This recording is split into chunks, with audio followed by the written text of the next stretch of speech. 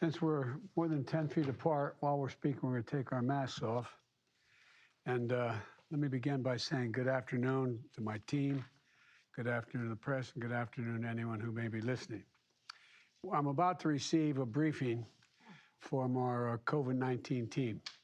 But before I begin, I know there's a concern and some considerable confusion about the rising cases. So let me provide a quick update and talk about three specific topics. And I'll give it to you straight, as I promised you I always would. We're going to see, as you all have been hearing, continued rise in cases. Omicron is very transmissible variant, but much different than anything we've seen before. But you can protect yourself. And you should protect yourself, quite frankly. Get vaccinated. Get boosted. There's plenty of booster shots. Wear a mask while you're in public. Because what we know is this. The impact from the rising cases depends on the effect on the person based on whether that person, what their vaccination status is. You can control how big an impact Omicron is going to have on your health if you get Omicron. You know, those are fully vaccinated, especially those with the booster shots. And by the way, we have booster shots for the whole nation, okay? You can still get COVID, but it's highly unlikely, very unlikely that you become seriously ill. And we're seeing COVID-19 cases among vaccinated in workplaces across America, including here at the White House. But if you're vaccinated and boosted, you are highly protected. You know, be concerned about Omicron, but don't be alarmed. But if you're unvaccinated, you have some reason to be alarmed. Many of you will, you'll experience severe illness in many cases if you get COVID-19, if you're not vaccinated. Some will die, needlessly die. Unvaccinated are taking up hospital beds and crowding emergency rooms and intensive care units. That's displacing other people who need access to those hospitals. So please, please, please, get vaccinated now. You know, we've reduced the number of American adults without any shots from 90 million to about 35 million in the past 6 months. But there's still 35 million people not vaccinated. And let me be absolutely clear. We have in hand all the vaccines we need to get every American fully vaccinated, including the booster shot. So there's no excuse for anyone being unvaccinated. This continues to be a pandemic of the unvaccinated. So we got to make more progress. And for patients who still haven't gotten your kids vaccinated, please get them vaccinated. Look out for their interest here. It's the best way to protect them. And for parents with kids too young to be vaccinated, surround your kids with people who are vaccinated. And make sure you're masking in public so you don't get COVID and give it to your kids. Look, we have no reason to think at this point that Omicron is worse for children than previous variants. We know that our kids can be safe when in school, by the way. That's why I believe schools should remain open. You know, they have what they need. Because of the American Rescue Plan, well, the first month we were in office, or second month, that I signed in March, we provided the states with $130 billion, with a B, billion dollars to specifically keep our students safe and schools open. Funding for ventilation systems in the schools, social distancing in classrooms, even larger classrooms, on buses and everything from bus drivers to buses, the actual bus. There are additional, in all this process, we also back then included an additional $10 billion for testing for schools. That money went out to the states. And the states and the school districts have spent this money well, many of them, but unfortunately, some haven't. So I encourage the states and school districts to use the funding that you still have to protect your children and keep the schools open. Countries across the world are seeing rising cases. Here in the United States, our team has been working around the clock during the holiday weeks. In the last 2 weeks, we have developed we have deployed, I should say, hundreds of military doctors and nurses to staff the hospitals in our states that are overrun and overworked because of unvaccinated COVID-19 patients primarily. The Federal Emergency Management Agency, FEMA, is also working at our direction in every state on hospital capacity, including whether they need beds. I've directed FEMA to be ready to provide emergency hospital beds wherever and whenever they're needed. The federal government will be there. We've shipped nearly 2.4 million pieces of protective equipment to hospitals, from gowns to gloves. And we're doing whatever we can to protect communities from the surge of hospital cases that are likely to see from the unvaccinated population. Look, now let me address 3 specific updates before I get my full brief from my team.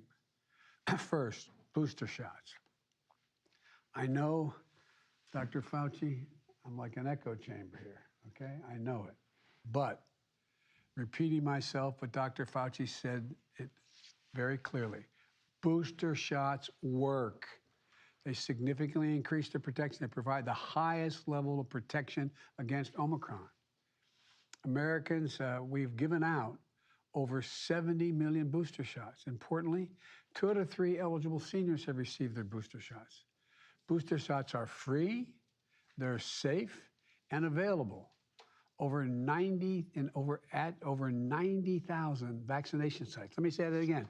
They're free, available, and at over 90,000 sites. We have added sites, added hours, added appointments, added walk-in capacity. We have booster shots for every American in the country. It's easier than ever to get a booster shot, and more importantly than ever it's been. Look, the FDA has also now authorized booster shots for children ages 12 to 15. So, with the final approval from the Center for Disease Control and Prevention, the CDC, young people, when that occurs, young people ages 12 to 15 will be able to get booster shots later this week. Second, on testing. I know this remains frustrating. Believe me, it's frustrating to me. But we're making improvements.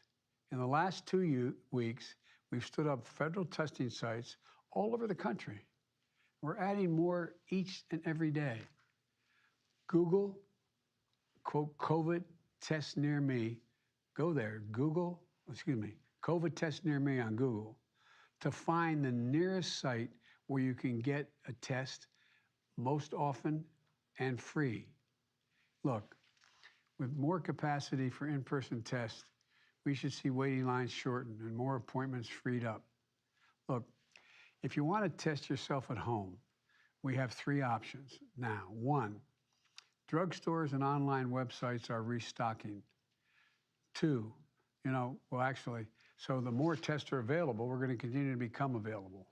Next week, our requirement that your insurance company reimburse you for at-home tests takes effect, so you don't have to get reimbursed.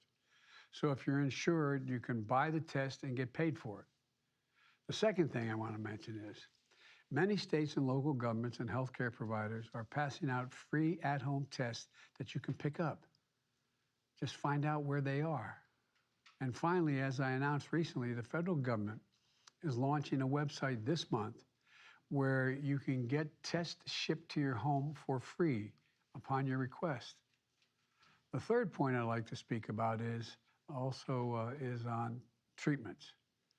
For those at high risk who do get COVID-19, we now have a new Pfizer pill that greatly reduces the risk of hospitalization and death. I'm pleased to say that on Christmas Eve, we shipped out the first batch of these pills that we purchased and received. And more will be shipped this week. They're already saving lives, but due to complex chemistry of the pills to make the pill, it takes months literally to make a pill. But production is in full swing. The United States has more pills than any other country in the world, and our supply is going to ramp up over the coming months as more of these pills are manufactured. Today, I'm directing my team to work with Pfizer to double our order from 10 million to 20 million treatment courses to be delivered in the months ahead. We may need even more. That's the estimate we need right now. We've already placed the largest order in the world. Now I'm doubling that order. These pills are going to dramatically decrease hospitalizations and deaths from COVID-19.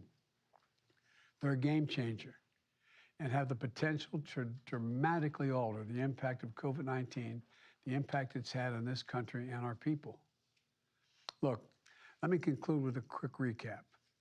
If you are vaccinated and boosted, you may get COVID, but you are highly protected against severe illness. Schools can and should be open this winter. We have all the tools to keep kids safe. Unvaccinated kids are at risk, yet the vaccinated are going to have a way to protect them. Get vaccinated. If you're vaccinated, get boosted. Folks, I know we're all tired and frustrated about the pandemic. These coming weeks are going to be challenging. Please wear your mask in public to protect yourself and others. We're going to get through this. We're going to get through it together. We have the tools to protect people from severe illness due to Omicron if people choose to use the tools. We have the medicines coming along that can save so many lives and dramatically reduce the impact that COVID has had on our country. There's a lot of reason to be hopeful in 2020. But for God's sake, please take advantage of what's available. Please. You're going to save lives, maybe yours, maybe your child's. Please take advantage of what we already have, okay? So thank you. Now I'm going to get this briefing started. Thank you very much. So,